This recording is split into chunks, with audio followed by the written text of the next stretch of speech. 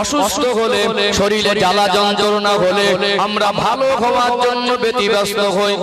ভালো করে দেখবেন, মানুষের যখন আখলাক চরিত্র নষ্ট হয়ে যায়, মানুষের যখন মনুষ্যত্ব নষ্ট হয়ে যায়, মানুষের যখন আমাল ঈমান নষ্ট হয়ে যায়, মানুষের যখন স্বভাব নষ্ট হয়ে যায়, মানুষটার আচরণ যখন খারাপ হয়ে যায়, ওই মানুষটা ভালো আচরণে ফিরে আসার জন্য, ভালো মনুষ্যত্বে ফিরে আসার জন্য, ভালো আখলাক চরিত্রে ফিরে আসার জন্য মানুষের ভিতরে কোনো ব্যতিব্যস্ততা দেখা যায় না।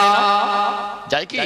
শরীর খারাপ হলে সুস্থ হওয়ার জন্য ব্যতিব্যস্ত দেখা যায়, আর সব সময় মনে করে কখন সুস্থ হব, কখন ভালো হব। কিন্তু মনুষ্যত্ব খারাপ হয়ে গেল, আখলাক চরিত্র খারাপ হয়ে গেল, আমাদের আমল খারাপ হয়ে গেল, সেখানে আমাদের ভালো হওয়ার কোনো ব্যতিব্যস্ততা দেখা যায় না।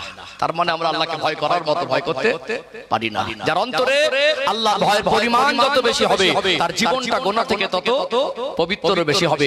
আল্লাহর ভয় এত দামি সম্পদ। আল্লাহর ভয় বান্দাকে আল্লাহর কাছাকাছি। শারীরিক অসুস্থতার চিকিৎসা হসপিটালে, ডক্টরখানায় হয়। মানুষের মানসিক রোগের চিকিৎসা হসপিটাল, ডক্টরখানায় হলেও মানুষের যখন চরিত্র নষ্ট হয়ে যায়, তার চিকিৎসাটা কোরআন এবং হাদিসের মজলিসে হয়।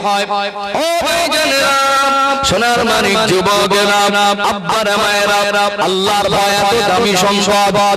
আরেকটু যদি ব্যাখ্যা দেই, সহজে আপনাদের বুঝে আসবে। এমন মানুষ আছে দেখবেন, আমরা দুনিয়ায় মানুষের সামনে একটা কাজ করতে কখনো আমরা একটু দ্বিধাবোধ করি, একটা কাজ করতে, একটা কথা বলতে কখনো আমরা লজ্জাবোধ করি। মানুষ দেখলে কি মনে করবে, মানুষ দেখলে কি বলবে, মানুষের সামনে করলে লজ্জা লাগে, মানুষের চোখের আড়ালে অনায়াসে ওই কাজগুলো করে। হতে পারে সেটা বান্দার হক, হতে পারে সেটা আল্লাহর হক। আরেকটু যদি খুলে ব্যাখ্যা দেই, সহজ হয়ে যাবে। ও ভাইয়েরা, বাবাজিরা, এমন কাজ আছে আমরা মানুষের সামনে না করলেও রাতের অন্ধকারে অথবা চোখের আড়ালে আমরা এমন কিছু গোপন গুনাহ করে ফেলি না। মানুষ দেখলে খারাপ বলবে, মান সম্মান যাবে। এই জন্য সমাজে যে পরিমাণ জেনা ব্যভিচার হচ্ছে, এ কি প্রকাশ্যে হচ্ছে না গোপনে হচ্ছে? গোপনে হচ্ছে না। আর চুরি এমন একটা জিনিস, পিছন থেকেই নেয়, সামনে থেকে নিজ চুরি বল না, গোপনে হয়। তারপর আরেকটু ক্লিয়ার হবে, সহজে একটু তুলে ধরি। মনে করুন এই জলেশ্বর গ্রাম থেকে, জলেশ্বর তো নাকি, এখান থেকে মনে করুন 10টা ছেলে কর্মসূত্রে ভিন্ন কোনো রাজ্যে পাড়ি দিয়েছে, হতে পারে। একটা রুম ভাড়া নিল, সকলে গোসল করে লুঙ্গি গামছা মেলে দিল, যেগুলো আমাদের পোশাক, বা তোয়ালি মেলে দিল, দিয়ে কাজে চলে গেল। আগে পিছে সবাই ফিরলেন, একজন এসে দেখলেন ঠান্ডার সময় সর্দি হলো বা ঘেমে গেল।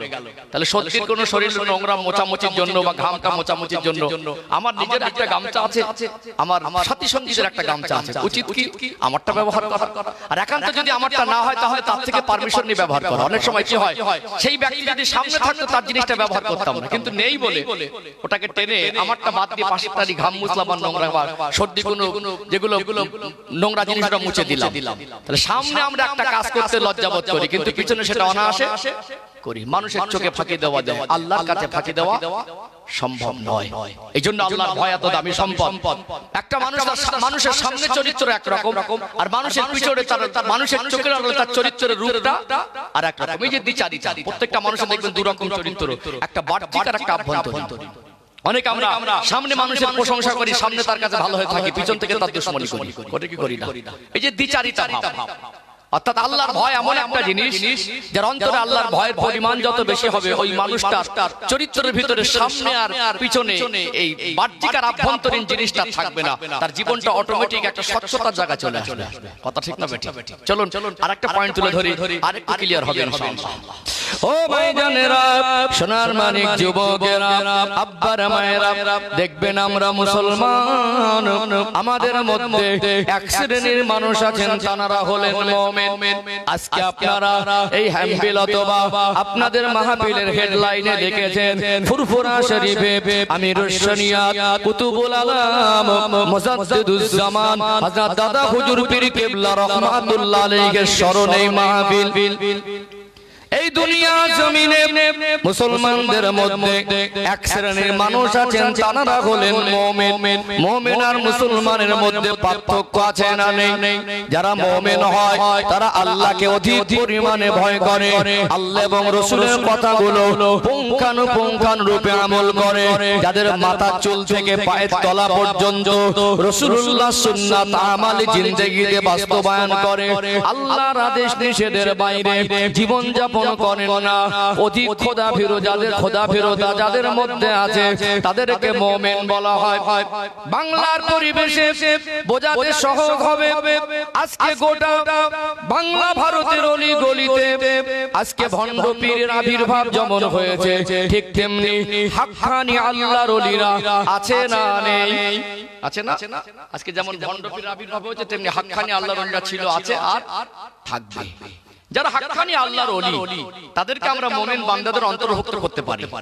যেমন দাদা হুজুর পীর কেবলা রাহমাতুল্লাহ আলাইহি ছিলেন জামানার মুজাদ্দিদ হাক্কানি আল্লাহর ওলি। তিনি যে মুমিনদের অন্তর্ভুক্ত ছিলেন এতে সন্দেহের অবকাশ নেই। একদিকে যিনি মুমিন ছিলেন, একটা প্রকৃত মুমিন বান্দাকে আবার আল্লাহ ওয়ালা বলে আখ্যায়িত করা যেতে পারে। যে লোকটা আল্লাহকে ভয় করে গুনাহ থেকে নিজের জীবনটা পবিত্র করে, যে লোকটা সুন্নাতের ভিতর থেকে জীবন অতিবাহিত করে, যে লোকটা হারাম হালাল মেনে জীবন অতিবাহিত করে, সে আল্লাহর ওলি, আল্লাহর বন্ধু। অর্থাৎ একজন প্রকৃত আল্লাহর ওলিকে মুমিন বান্দা বলা যেতে পারে, একজন মুমিন বান্দাকে আল্লাহ ওয়ালা বলে সম্বোধন করা যেতে পারে। যারা মুমিন বা আল্লাহ ওয়ালা তাদের জীবন আর আমাদের জীবনের মধ্যে পার্থক্য দেখবেন, আমাদের থেকে তাদের জীবনে গুনার পরিমাণ বেশি না কম? গুনার পরিমাণ কম আর আমাদের বেশি। আমাদের থেকে তারা কাঁদেন বেশি না কম? এখানে হিসাব বুঝতে পারছেন, গোনা কম কাঁদছেন বেশি, আর আমাদের গোনা বেশি, আমরা কাঁদছি কম। হিসাব বলছে আমাদের গোনা যখন বেশি কাঁদার দরকার বেশি ছিল, গোনা যখন বেশি যেখানে আমাদের কাঁদার দরকারই বেশি, আমরা কাঁদতে চাইলে সহজে কান্না আসে না। যেখানে গেলে কান্না আসবে সেই সমস্ত জায়গায় যেতে আমাদের মন চায় না। আল্লাহ ওয়ালারা আল্লাহর ভয় নামক জিনিসটা তারা হাসিল করেছিলেন। গুনাহগারদের মধ্যে এক শ্রেণীর গুনাহগারকে আল্লাহ ভালোবাসেন, যারা তারা কারা, যারা গুনাহ করার পরে নিজেরা অনুতপ্ত হয়, আল্লাহ আমি ভুল করেছি, আল্লাহ আমি অন্যায় করেছি, আল্লাহ আমাদের একটা ভুল হয়ে গেছে, বা কোনো তার আচরণে কোনো মানুষ কষ্ট পেয়ে গেল, সে বয়সে ছোট হোক, আর্থিক দিক থেকে দুর্বল হোক, ওটা বড় কথা নয়। হয়তো ক্ষণিকের জন্য মনের মধ্যে অস্থিরতা দেখা দেয়, লোকটাকে কষ্ট দিলাম, পরে করে ঘুরে গিয়ে বলে ভাই আমার দ্বারা যদি কষ্ট পেয়ে থাকো আমাকে ক্ষমা করে দাও। এই জিনিসটা অনেক মানুষের মধ্যে আছে না? এই যে অনুতপ্ত, অনুশোচনা, এই জিনিসটা আল্লাহর পছন্দ। এটা তখনই আমাদের ভিতরে আসবে যখন আল্লাহর ভয় নামক জিনিসটা আমাদের অন্তরে থাকবে। এই জন্য আল্লাহ বলছেন ইত্তাকুল্লাহা হাক্কা তুকাতি, তোমরা আমি আল্লাহকে ভয় করার মতো ভয় করো। আল্লাহ আমাদেরকে প্রকৃতপক্ষে আল্লাহর ভয় করার তৌফিক দান করেন, বলেন আল্লাহুম্মা আমিন। সূরা আল ইমরানের 102 নম্বর আয়াতের ব্যাখ্যা দিচ্ছিলাম, চলুন সেই অংশটা অত্যন্ত তাৎপর্যপূর্ণ। এখান থেকে আমরা অনেক কিছু জানবো এবং আমাদের আলোচনার বিষয়বস্তু বেরিয়ে আসবে ইনশাআল্লাহ। ও ভাইজানেরা, সোনার মানিক যুবকেরা, আব্বারা মায়েরা, সূরা আলে ইমরানের 102 নম্বর আয়াতের শেষে আমার আল্লাহ জানিয়ে দিলেন, ওয়ালা তামুতুন্না ইল্লা ওয়া আনতুম মুসলিমুন। বান্দা বান্দি মরতে যদি হয় পরিপূর্ণ মুসলমান না হয়ে মৃত্যুবরণ করো না। গভীর মনোযোগ দিয়ে শুনুন, ওয়াজ বোঝানো জিনিস, বুঝে নেওয়া জিনিস। আমার আল্লাহ বলছেন যদি মরতে হয় পরিপূর্ণ মুসলমান না হয়ে মৃত্যুবরণ করো না। এই মুসলমান শব্দটা একটু আপনাদের কাছে তুলে ধরি। আমাদের কপাল, আমাদের নসিব, আমাদের তাকদীরকে আমার আল্লাহ অনেক বড় করেছেন। আমি আপনি মুসলমানের ঘরে জন্মগ্রহণ করেছি। আমার আল্লাহ আমাকে আপনাকে মুসলমানের ঘরে মুসলমান হিসাবে পাঠিয়েছেন। দেখবেন জন্মটা আমাদের মুসলমানের ঘরে, লালিত পালিত হয়েছে মুসলমানের ঘরে, আজকে বেঁচে আছি মুসলমান হিসাবে, আর মরতে চাই মুসলমান হিসাবে। ঠিক না?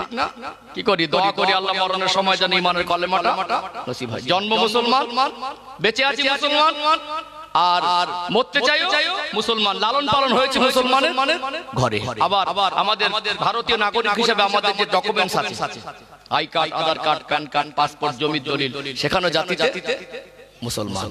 আর আল্লাহ পাক সূরা আল ইমরানের 102 নম্বর আয়াতে শেষে বলছেন, ফালা তামুতুন্না ইল্লা ওয়া আনতুম মুসলিমুন। মরতে যদি হয় পরিপূর্ণ মুসলমান না হয়ে মৃত্যুবরণ করো না। এই মুসলমান শব্দের অর্থটা কি? আফসোস কি জানেন, আজকে জ্ঞানী জ্ঞানের অভাব নেই, বিদ্যানের অভাব নেই, বিশিষ্টজনের অভাব নেই।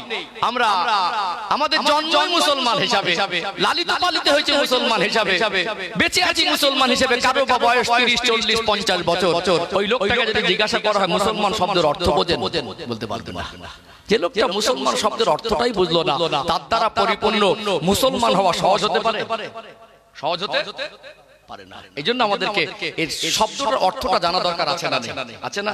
এই জন্য মাঝে মাঝে আমি বলি, বাংলা আসামের মানুষ, এপার বাংলা ওপার বাংলার মানুষ শুনে অভ্যস্ত হয়েছে, বুঝে অভ্যস্ত হয়নি। 1.5 লক্ষ 2 লক্ষ টাকা খরচা করে মাহফিল দেয়, শেষে কি পায় এইটুকু হিসাব মিলাতে পারে না। এই জন্য আমাদেরকে এখানে বসতে হবে কিছু হাসিল করার জন্য। আমি নিজেও শিখতে এসেছি, শেখার শেষ নেই, কথা ঠিক না বেঠিক? এখানে কাউকে অপমান করা, কাউকে আক্রমণ করা, কাউকে ছোট করা, কাউকে ক্রিটিসাইজ করা, এই জন্য মাহফিল না। আমরা মানুষ, সকলের ভিতরে ত্রুটি বিচ্যুতি ভুল কম আর বেশি আছে না? এটা তো কোরআনের মজলিস। যেখানে এসে মানুষ অপমানিত হয়, যেখানে এসে মানুষের অপমান হয়, সেটা তো কোরআনের মজলিস নয়। কোরআনের মজলিসে মানুষ অপমান হয় না, বরং ওখানে গেলে মানুষ অনুতপ্ত হয়। কথা ঠিক বলছি না ভুল বলছি? ও ভাইজানেরা, সোনার মানিক যুবকেরা, আব্বার মায়েরা, মুসলমান শব্দের অর্থটা আমাকে আপনাকে জানতে হবে। আল্লাহ বলছেন, আলা তামুতুন্না ইল্লা ওয়া আনতুম মুসলিমুন। বান্দা বান্দি মরতে যদি হয় পরিপূর্ণ মুসলমান না হয়ে মৃত্যুবরণ করো না। এখানে আমাদেরকে জানতে হবে পরিপূর্ণ মুসলমান হতে গেলে কি করা দরকার। এটা যেমন জানবো, ঠিক তেমনি মুসলমান শব্দের অর্থটা একটু জানা দরকার আছে না নেই? একটু ব্যাখ্যা দেই। মুসলমান শব্দের অর্থ হলো স্বেচ্ছায় আত্মসমর্পণকারী। আমরা কালেমা পড়েছি, লা ইলাহা ইল্লাল্লাহু মুহাম্মাদুর রাসূলুল্লাহ। সকলে বলুন সাল্লাল্লাহু আলাইহি ওয়াসাল্লাম। লা ইলাহা ইল্লাল্লাহ, আল্লাহ পাক ছাড়া কোনো উপাস্য নাই, আল্লাহকে এক বলে মেনেছি মনে। আজকে আমি আমার ব্যক্তিগত মতে আর চলতে পারবো না। লা ইলাহা ইল্লাল্লাহ, আল্লাহকে এক বলে মেনেছি মনে। আল্লাহ আমাকে তার বান্দা হিসাবে দুনিয়ায় পাঠিয়েছেন, এটা যখন আমি স্বীকার করে নিয়েছি, আমি ব্যক্তিগত মতে আর চলতে পারবো না। দেখবেন, একটা হলো জীব আর একটা হলো জড়। জড় পদার্থ একটা পাথরের টুকরা, একটা মাটির ঢেলা, একটা শুকনো কাঠ ভাঙা, ওর কোনো ব্যক্তিগত কিছু করার ক্ষমতা আছে? ক্ষমতা জড় পদার্থ। কিন্তু আমরা জীব হলে কি হবে? সৃষ্টি জগতের মধ্যে শ্রেষ্ঠ জীব। কথা ঠিক না বেঠিক? আশরাফুল মাখলুকাত, আল্লাহ আমাদের মানুষ করেছেন। কোরআনুল কারীম আল্লাহ পাক বলছেন, ওয়ালাকাদ কাররামনা বানি আদম। আমি আল্লাহ পাক আদম সন্তানকে সম্মানের জীবন দিয়েছি। বলুন সুবহানাল্লাহ। আল্লাহ আমাদেরকে এমন বৈশিষ্ট্য দিয়েছেন সৃষ্টিগতভাবে, আমরা স্থিতিশীল নয়। আপনি মানুষ হিসাবে 1 সপ্তাহ বা 3 দিন 24 ঘন্টা বললেও স্থির ভাবে জড় পদার্থের মতো এক জায়গায় জমে থাকতে পারবেন না। পারবো কি? পারবো না। আমাদের কিছু বলতে হয়। খাদ্য ছাড়া আমরা বাঁচবো না, আমাদের কিছু খেতে হয়, আমাদের কিছু করতে হয়, আমাদের কিছু চলতে হয়। তাহলে আমি খেতে পারি বলে আমি যা মন চায় তাই খেতে পারবো না। আমি কিছু করতে পারি বলে যা মন চায় তাই করতে পারবো না। আমি চলতে পারি বলে যেভাবে মন চায় সেভাবে চলতে পারবো না। আল্লাহকে রব বলে মেনেছি মনে, সৃষ্টিকর্তার কাছে নিজে আত্মসমর্পণ করেছি। আজ থেকে আমি আমার ব্যক্তিগত মতে চলতে পারবো না। আল্লাহ যেটা নিষেধ করবেন ওটা মেনে চলবো, আল্লাহ যেটা আদেশ করবেন ওটা মেনে চলবো। মুহাম্মাদুর রাসূলুল্লাহ সাল্লাল্লাহু আলাইহি ওয়াসাল্লাম, আমরা শ্রেষ্ঠ নবীর উম্মত হয়ে যেটা আমাদের সৌভাগ্য, সেই নবীকে নবী বলে মেনেছি মনে। আমার মাথার চুলের থেকে পায়ের তলা পর্যন্ত, আমার চালচলন, আমার লেবাস পোশাক, আমার আখলাক চরিত্র, আমার টোটাল জীবন, খাওয়া ঘুম, চিন্তা চেতনা, আমার টোটাল জীবনটা অতিবাহিত করতে হবে আমার নবীর আদর্শ অনুযায়ী। আল্লাহ এবং রাসূলের কাছে স্বেচ্ছায় যে ব্যক্তি আত্মসমর্পণ করে দেয় তাকে বলা হয় মুসলমান। আরেকটা ক্লিয়ার হবে, একটু উদাহরণ দিয়ে সহজে বুঝে আসবে ইনশাআল্লাহ। আজকে আমেরিকা, ইউরোপ, এই সমস্ত পশ্চিমা দেশগুলোতে যারা হাই এডুকেটেড পারসন স্বেচ্ছায় ইসলামকে বুঝে সুঝে ইসলাম সম্পর্কে জ্ঞান অর্জন করে তারা ইসলামের ছায়াতলে আসছে কি আসে না? এখানে ইসলাম শব্দের আমরা যে অর্থ জানি এখানে অনেক ব্যাখ্যা আছে, কিন্তু মুসলমান শব্দের অর্থ যেটা ব্যাখ্যা দিচ্ছি ব্যাখ্যা করে নেই, পরে আলোচনা আসছে ইনশাআল্লাহ। স্বইচ্ছায় আত্মসমর্পণকারী মুসলমান তাকে বলা হয়, জোর করে নয়, স্বইচ্ছায় আত্মসমর্পণকারী। কাউকে জোর জোরে ধর্মান্তরিত করতে হবে এরকম কোনো কথা ইসলামের মধ্যে নেই। সম্মানিত ভাইরা, একটা তথ্য দিলে অবাক হয়ে যাবেন। আল্লাহ নবী সাল্লাল্লাহু আলাইহি সাল্লাম তিনি মায়ের গর্ভে থাকা অবস্থায় তার বাবা অর্থাৎ নবীজির আব্বাজান আব্দুল্লাহকে হারিয়েছিলেন। আব্বার চেহারা তিনি দুনিয়াতে এসে দেখতেই পান না। মাত্র 6 বছর বয়সে মাকে হারালেন। দাদু তত্ত্বাবধানে চলে গেলেন। দাদু এতিম বাচ্চাটার পোতাটার দায়িত্ব ঘাড়ে উঠিয়ে নিয়েছিলেন। দাদুর নাম ছিল আব্দুল মুত্তালিব। আল্লাহ নবী সাল্লাল্লাহু আলাইহি সাল্লামের বয়স যখন 8 বছর তখন দাদুও চলে গেলেন। নবীজির আব্বারা ছিলেন মোট 10 ভাই। মোট 10 ভাই। এর ভিতরে নবীজির আব্বা চলে গেলেন, অবশিষ্ট ছিল 9 ভাই। কয় ভাই? নবীজির দাদু তদানীন্তন সময়ের আব্দুল মুত্তালিব ছিলেন কাবা শরীফের মুতাওয়াল্লি। 9টা ছেলেকে এক জায়গায় ডাকলেন, ডেকে বললেন, আমার তো বয়স হয়েছে, আমি যদি মারা যাই এই এতিম ভাই বাচ্চাটা এটা তোমাদের ভাইপো ভাতিজা, এই বাচ্চাটার দেখভালের প্রয়োজন হবে। এখন আমি দাদু বেঁচে আছি, সবটা দায়িত্ব পালন করছি, আমার পরবর্তী সময় মারা গেলে কে দেখভাল করবে? নবীজির আপন চাচারা 9 ভাই মিলে আব্বার সঙ্গে বৈঠকে বসে বলেছিলেন, আব্বাজান আপনি চিন্তা করবেন না, আমরা 9টা ভাই আছি, একটা এতিম বাচ্চার কষ্ট হবে না।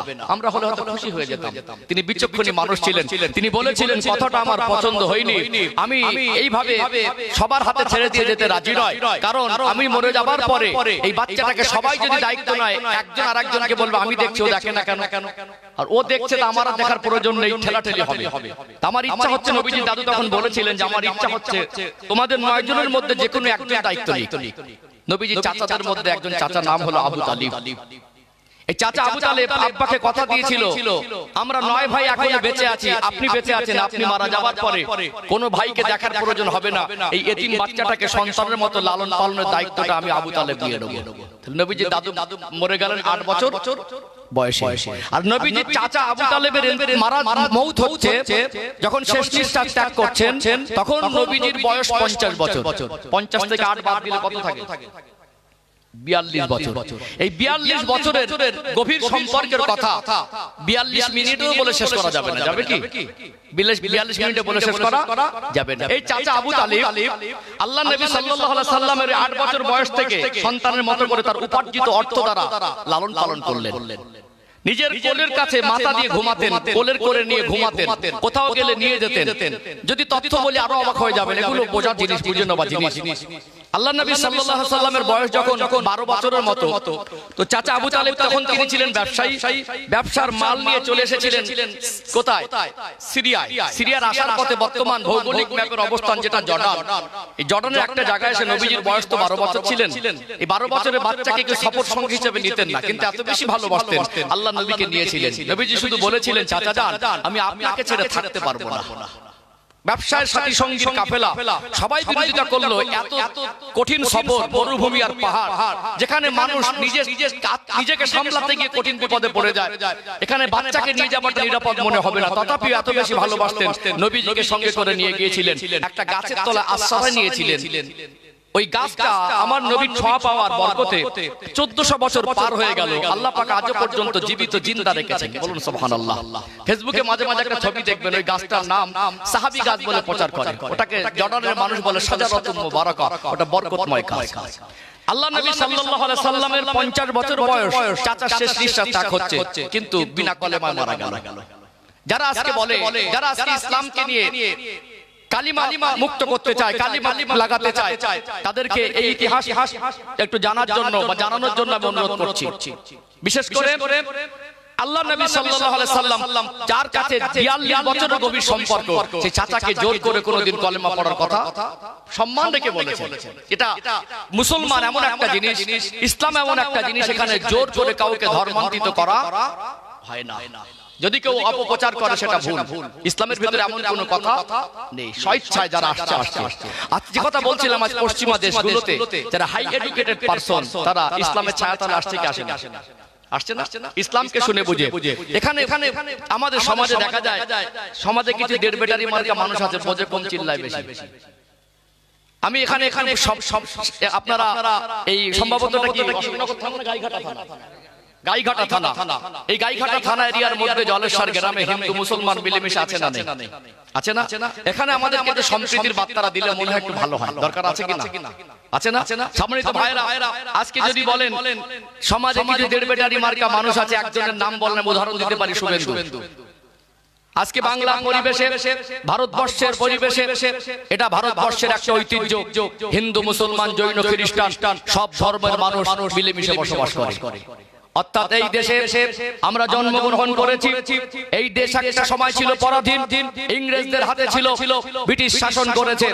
এই দেশ স্বাধীন করতে গিয়ে সর্বধর্মাবলম্বী সব ধর্মের মানুষ তাদের রক্ত দিয়েছে না দেয়নি?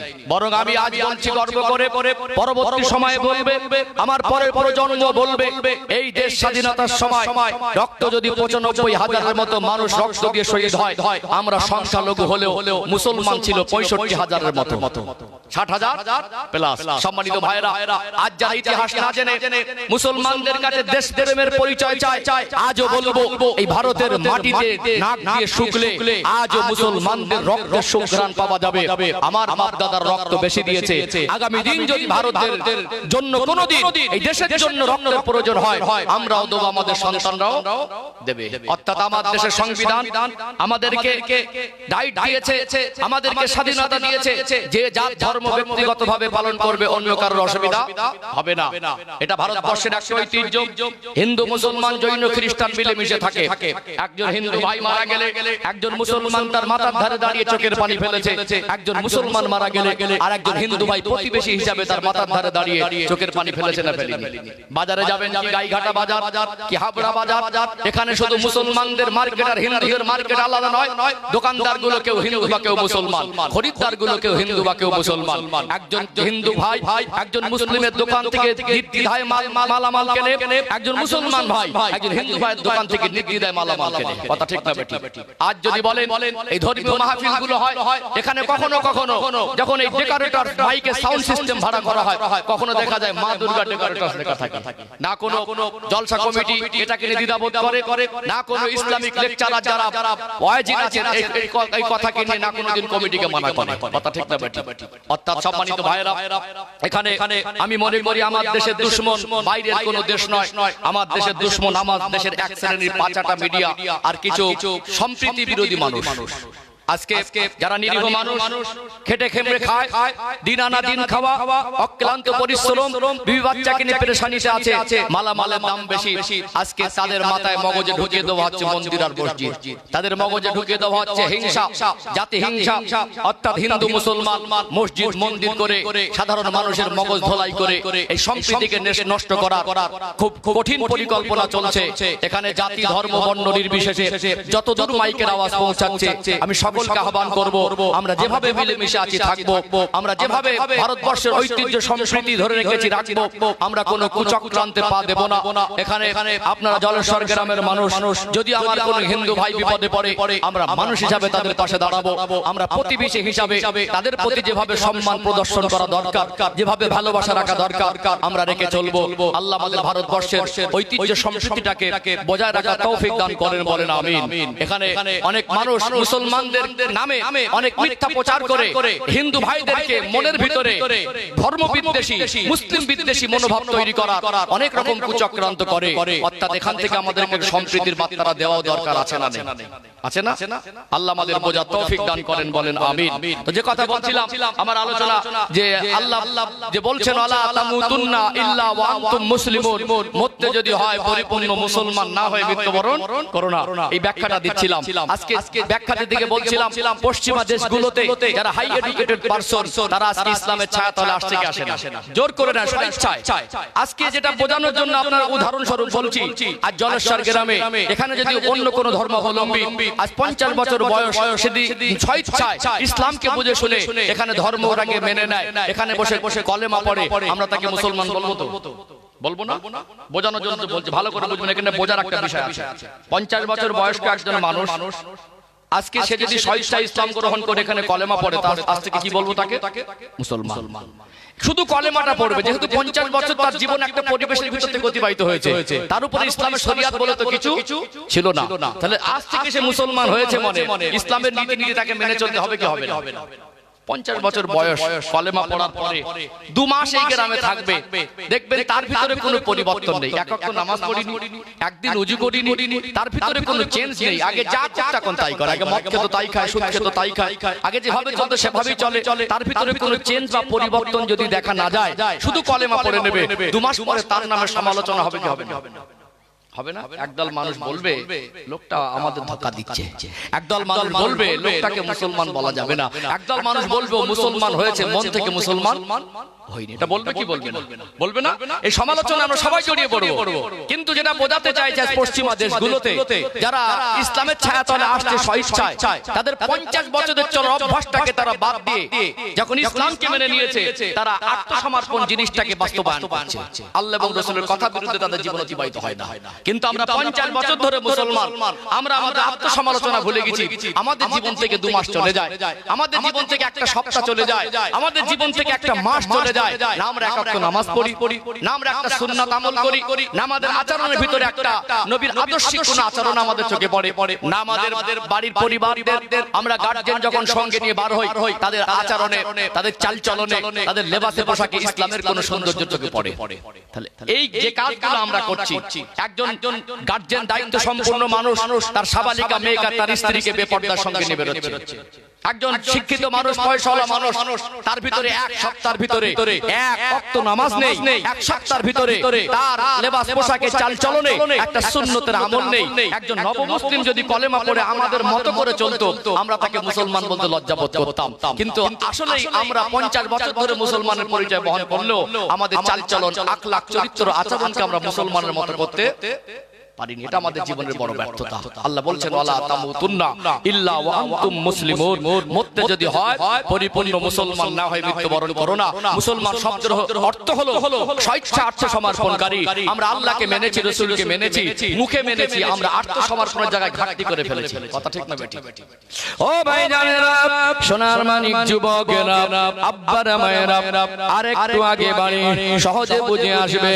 আমার আল্লাহ দয়াময়, তিনি যেমন বলেছেন ওয়ালা তামুতুন্না ইল্লা ওয়া আনতুম মুসলিমুন, বান্দা বান্দি মরতে যদি হয় পরিপূর্ণ মুসলমান না হয়ে মৃত্যুবরণ করো না।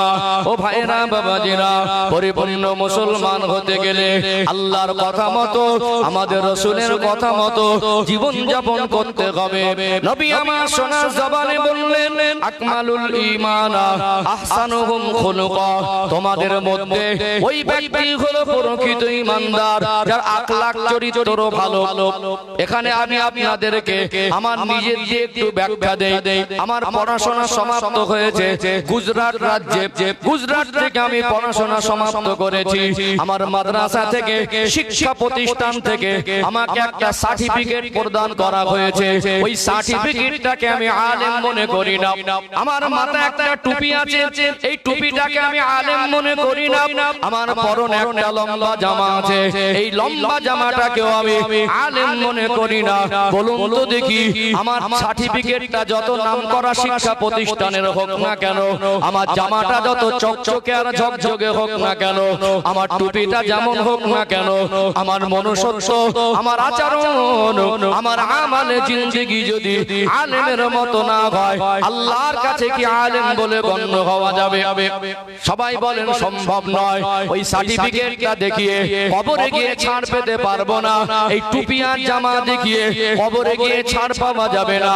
আমি আলেমের পরিচয় যদি দেই, আমাকে যদি একটা সার্টিফিকেট প্রদান করা হয় যে দীর্ঘ সময় ধরে আমি শিক্ষা গ্রহণের মাধ্যম থেকে একটা শিক্ষা প্রতিষ্ঠানের সময় অতিবাহিত করেছি, যেমন জ্ঞান অর্জন করতে হবে, কিতাবী জ্ঞান, সামাজিক জ্ঞান, তার সাথে সাথে আমার আচরণে, আমার চিন্তা চেতনার মধ্যে, আমার চালচলনে, আমার আখলাকে, আমার লেবাসে, পোশাকে আমার ভিতরে পরিবর্তন দরকার আছে না নেই?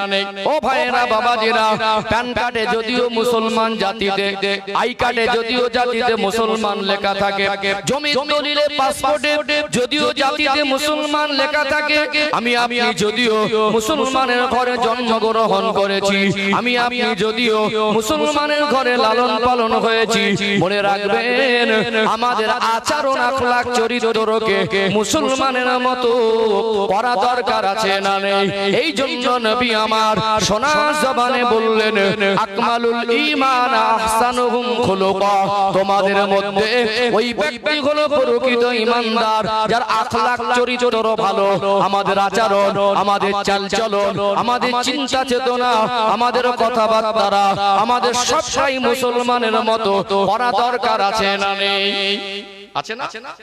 আমি যতই লম্বা জামা পরি, আমার আচরণ যদি মুসলমানের মতো না হয়, আমি যতই দামি সার্টিফিকেট পেশ করি যে মাদ্রাসা থেকে বা অমুক শিক্ষা প্রতিষ্ঠান থেকে পড়েছি, সব থেকে পৃথিবীর যে জায়গায় শিক্ষার মান বেশি সেই শিক্ষা প্রতিষ্ঠান থেকে যদি পিএইচডি করে আমি ফিরি, আমার এই পিএইচডি সার্টিফিকেট, আমার চরিত্র আখলাক আচরণ যদি ভালো না হয়, ওই সার্টিফিকেটের কোনো মূল্য মানুষ মূল্যায়ন করবে না। কথা ঠিক না বেঠিক? ঠিক। আমাদেরকে শুধু খাতা কলমে মুসলমান থাকলে হবে না, পরিচয় মুসলমান থাকলে হবে না, আমাদের জীবনটা মুসলমানের মতো করতে হবে। কথা কি বুঝতে পারছেন? আলোচনা অসুবিধা হচ্ছে নাকি? একটু তাকবীর দেন তো, নারে তাকবীর। আলহামদুলিল্লাহ, আরেকটু প্রাণ ভরে আওয়াজ দেন, নারে তাকবীর। সিলসিলা হক মুজাদ্দিদে জামান, নারে তাকবীর। এখানে আমি একটু ইসলাম সম্পর্কে কিছু কথা বলবো, কথাগুলো বুঝে নেওয়া জিনিস। ওদের অনেক রকম ক্যাটাগরি আছে, অনেক রকম কোয়ালিটি আছে। মানুষের মন জয় করা আলাদা, আর হক আদায় করা আলাদা। একটা বক্তা যদি মনে করেন সামনে জানারা বসেছেন এদেরকে খুশি করবো, বিভিন্ন কথাবার্তাতে খুশি করা যায়। 2 ঘন্টা পার করে একটা বক্তার ক্ষেত্রে কোনো ব্যাপারই না, কিন্তু সব থেকে বড় জিনিস হলো আপনারা কি পেলেন আর আমি কি দিলাম। এই জন্য আমার এখানে বসে একটা দায়িত্ববোধ বলে জিনিস আছে, সেটা আমি পালন করছি। আপনাদের মন জয় করা আমার উদ্দেশ্য নয়। আপনাদের মন জয় যদি নাও হয়, আমি একজন আলেম হিসাবে শরীয়তের বাইরে গিয়ে, আল্লাহ সন্তুষ্টির উদ্দেশ্যের বাইরে গিয়ে আপনাদেরকে মন খুশি করা একটা আলেমের উচিত নয়।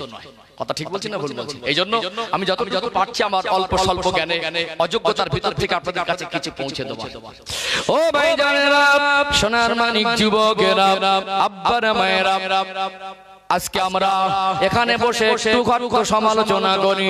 আমাদের জীবনে অনেক ঘাটতি, আমরা নামে মুসলমান হলেও আমাদের কর্মজীবনকে মুসলমানের মতো করতে পারি নাই। এই জন্য আমার আল্লাহ বললেন ওয়ালা তামুতুন্না ইল্লা ওয়া আনতুম মুসলিমুন। বান্দা বান্দি মধ্যে যদি হয় পরিপূর্ণ মুসলমান না হয়ে মৃত্যুবরণ করো না। আমি বলছিলাম মুসলমান শব্দের অর্থটা যেমন জানা দরকার আছে, পরিপূর্ণ মুসলমান হতে গেলে কি করা দরকার সেটাও জানা দরকার আছে না নেই? আল্লাহ আমাদেরকে যে আদেশ নিষেধগুলো দিয়েছেন, আমার রাসূলের আদর্শকে ফলো করতে বলেছেন, সেগুলো মেনে চলতে হবে। কোনটা হারাম, কোনটা হালাল, কোনটা নেকি, কোনটা গুনাহ, কোনটা করণীয়, কোনটা বর্জনীয়, কোন কাজ করলে জান্নাতে যাওয়া যাবে, কোন কাজ করলে জাহান্নামে যেতে হবে, এগুলো আমরা জানি কি জানি না? মনে রাখবেন এগুলো আমাদের শুধু জানাটা যথেষ্ট নয়। আল্লাহর আদেশ নিষেধ, হারাম আর হালাল, নেকি আর গুনাহ, করণীয় আর বর্জনীয়, এগুলো যেমন জানি এগুলো আমল করতে হবে। চলুন কোরআন শরীফে আর একটা আয়াত আপনাদের তুলে ধরি। কোরআন শরীফে 114টি সূরা আছে, দ্বিতীয় নাম্বার সূরা, সূরার নাম হলো সূরা আল বাকারা। 286টি আয়াত আছে। এটা কোরআনুল কারীমের সর্ববৃহৎ সূরা, অর্থাৎ সবথেকে বড় সূরা। সূরা আল বাকারার 208 নম্বর আয়াতে আমার আল্লাহ পৃথিবীর মানুষকে জানিয়ে দিলেন, বিশেষ করে মুসলমান সম্প্রদায়কে আল্লাহ সম্বোধন করে বললেন ইয়া আইয়ুহাল্লাযীনা আমানু, হে বিশ্বাসী বান্দা বান্দীরা, উদখুলু ফিস সিলমি কাফা, পরিপূর্ণ রূপে ইসলামের মধ্যে প্রবেশ করো। ওয়ালা তাত্তাবিউ খুতুওয়াতিশ শাইতান, শয়তানের পদাঙ্ক অনুসরণ করো না। ইন্নাহু লাকুম আদুউম মুবিন, নিশ্চিত রূপে সে তোমাদের চরম দুশমন। আল্লাহ সূরাতুল বাকারার 208 নম্বর আয়াতে আমাকে আপনাকে বলছেন উদখুলু ফিস সিলমি কাফা, পরিপূর্ণ রূপে ইসলামের মধ্যে প্রবেশ করো। এখানে ইসলামটা কি আর পরিপূর্ণ রূপে ইসলামের মধ্যে প্রবেশ করার মূল অর্থ কি, এগুলো একটু জানা দরকার আছে না নেই? আছে না? মুসলমান শব্দের অর্থ অনেকে বোঝে না, ইসলামটা কি এটা অনেকে বোঝে না। এখানে ইসলামটা কি এটা একটু ব্যাখ্যা দেওয়া দরকার আছে না নেই? আছে না? দেখবেন ইসলাম হলো মানব জাতির জীবন বিধান। ইসলাম হলো মানব জাতির জীবন বিধান। কারণ আল্লাহ পাক কুল কায়নাতকে সৃষ্টি করেছেন আর সৃষ্টি জগতের মধ্যে মানুষকে শ্রেষ্ঠ করেছেন। আল্লাহ মানুষকে সৃষ্টি করার পরে যেমন শ্রেষ্ঠত্ব দিয়েছেন, তাহলে মানুষ কিভাবে চলবে, কোন পদ্ধতিতে জীবন যাপন করবে, কোন নিয়মে জীবন যাপন করবে, সেই গাইডলাইন আল্লাহ নিজেই দিয়েছেন। বলুন সুবহানাল্লাহ। আমরা যে যার মতো করে যদি চলি, যে যার মতো করে সিদ্ধান্ত নেই, এই দুনিয়ায় কোনোদিন মানুষ জাতির জীবনে শান্তি বাস্তবায়ন হতে পারে না। তাহলে সবাইকে একটা গাইডলাইনের ভিতর থেকে চলতে হবে, সবাইকে একটা নিয়ম পদ্ধতির ভিতর থেকে চলতে হবে। তাহলে আল্লাহ যেমন সৃষ্টিকর্তা, আল্লাহ যেমন মানুষকে দুনিয়ায় পাঠিয়েছেন, তাহলে এই জীবন যাপনের গাইডলাইন আল্লাহ নিজেই দিয়েছেন। অনেকে মনে করেন যে ইসলাম ধর্মের বয়স 1400 বছর, বা আল্লাহ নবী সাল্লাল্লাহু আলাইহি সাল্লাম দিন প্রচার করেছেন, অর্থাৎ নবী সাল্লাল্লাহু আলাইহি সাল্লাম ইসলামের প্রতিষ্ঠাতা। ভুল কথা, এটা সম্পূর্ণ রং কথা। পৃথিবীর জমিনে আমাদের ইসলামের ইতিহাস বলছি, সর্বপ্রথম আল্লাহ দুনিয়ার জমিনে দুজন মানুষকে পাঠিয়েছিলেন। একজন হলেন আদি পিতা আবুল বাশার, আব্বাজান আদম আলাইহিস সালাম, আর একজন হলেন আম্মাজান হযরতে হাওয়া আলাইহিস সালাম। এই দুজনই মানুষ ছিলেন, দুজন ছিলেন মুসলমান, দুজনের জীবনেই ছিল ইসলাম। বলুন সুবহানাল্লাহ।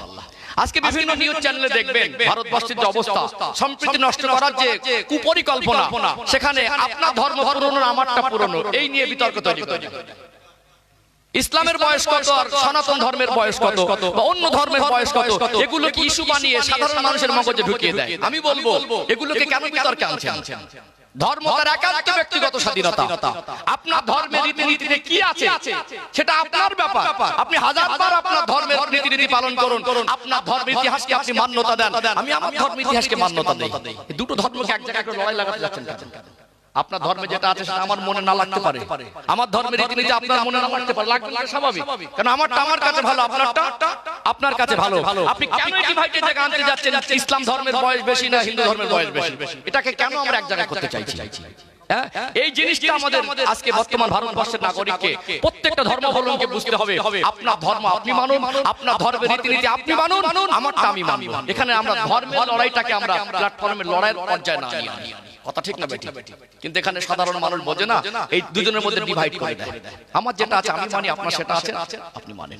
চারজন যদি মার্কেটে গুড় বিক্রি করে, আমার গুড় সত্যিকারে যদি মিষ্টি হয়, আমি তো মুখে হাত দিয়ে হাজারবার বলতে পারি মিষ্টি। আপনারটা টক হলে আপনি মিষ্টি বলেন, আমার আপত্তি নেই। আপনার মিষ্টি হলে মিষ্টি বলেন, না টক বলেন, সেটা আপনার একান্ত পার্সোনাল ব্যাপার। আমি আমারটা যদি মিষ্টি হয়, এটা তো আমি গর্ব করে বলবো এটা মিষ্টি। বলতে পারবো না, খরিদ্দারকে বলতে পারবো না। এই জন্য আমরা দুজনে তর্ক না করি। আপনি আপনার ক্যাপাসিটিতে ব্যবসা করেন, আপনি আপনার ক্যাপাসিটিতে আপনি আপনার জিনিসের পরিচয় দেন। আমার সত্যতা আমি এটা মুখ থেকে পরিচয় দেওয়ার অধিকার রাখি। কথা ঠিক বলছি না? অর্থাৎ যারা মনে করেন ইসলাম ধর্মের বয়স, আমার ধর্মাবলম্বী অনেকে এই প্রকৃত ধর্মীয় জ্ঞানের অভাবে তারাও মনে করেন ইসলাম ধর্মের বয়স 1400 বছর বা 1500 বছর। পৃথিবীর জমিনে যেদিন থেকে মানুষ জাতির আগমন হয়েছে, ওই দুজনে মানুষ এসেছিলেন। আল্লাহ পাক সর্বপ্রথম মানুষ হিসেবে আদম আলাইহিস সালামকে সৃষ্টি করেছিলেন। ইনি ছিলেন আল্লাহ পাকের একজন সম্মানিত নবী। বলুন সুবহানাল্লাহ। আজকে পৃথিবীতে যত মানুষ আছে, এটা আমার ধর্মের ইতিহাস বলছি, আপনার জোর করে মানার কথা বলছি না। আমি আমার ধর্মাবলম্বীকে আমার ধর্মের জ্ঞান অর্জন করার জন্য বলছি।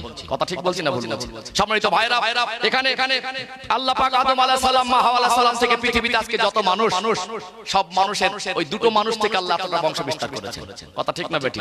তাহলে যুগ যুগ ধরে এই মানুষ যখন আল্লাহর গাইডলাইন, মনুষ্য জাতির জীবন বিধান, মনুষ্য জাতির চলা বলার যে নিয়ম পদ্ধতি আল্লাহ মনুষ্য জাতির জন্য উপহার হিসাবে ইসলাম নামক জীবন ব্যবস্থা দিয়ে থাকেন।